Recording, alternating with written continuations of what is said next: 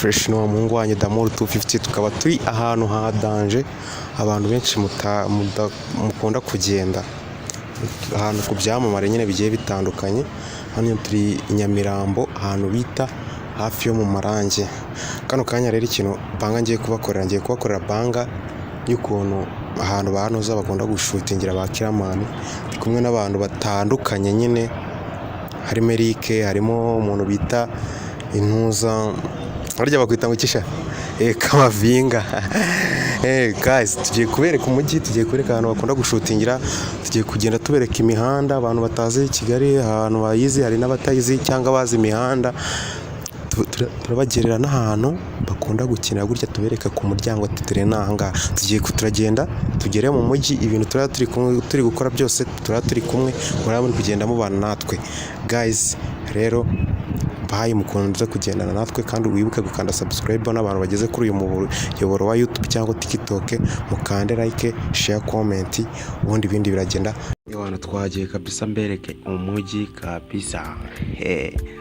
Damur 250 nk'ibisanzwe, mukanda subscribe. Hano rero turi kugenda, turi kuzamuka tujya mu Marange. Hano hantu hari abantu bahazi cyangwa batahazi, abenshi barahazi, ariko hano turi muri ka gace ba Kiramani bakunda gukinira mu muhanda.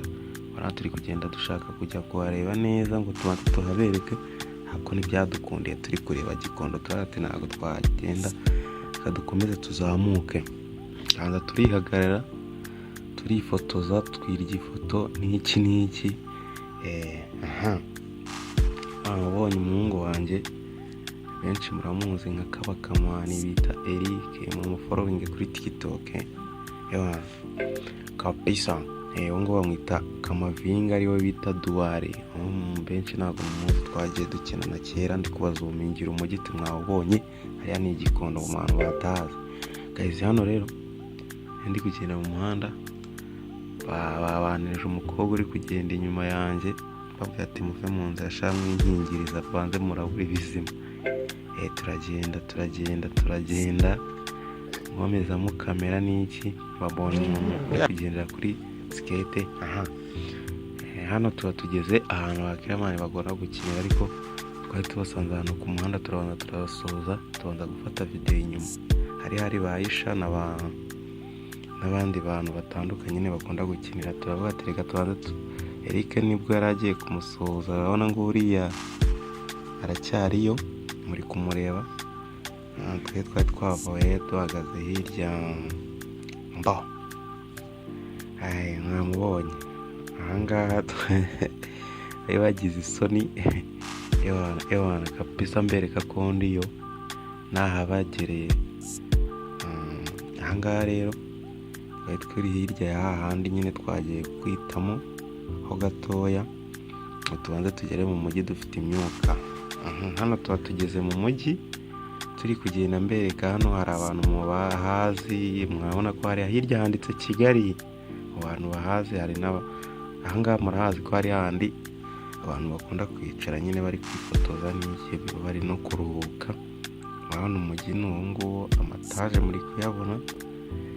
Mbabwira ati waki n'iki nahabagereye. Mwebwe handi twahise tuhataruka, kubera ko kubafata video ntabwo byari bari gukunda, kubera akavuye kari gahari. Rero se tubafashe video bakazidusubisha, tukaba turwana n'iki kandi turi inshuti. Hano bwari bwije, turimo turataha tugiye gufata akamoto ahantu nyine, ndi kuvugira kuri phone, ndi gutereta hari oya. Nari kugenda nyine kugira kuri phone, ibona ko ibyishimo.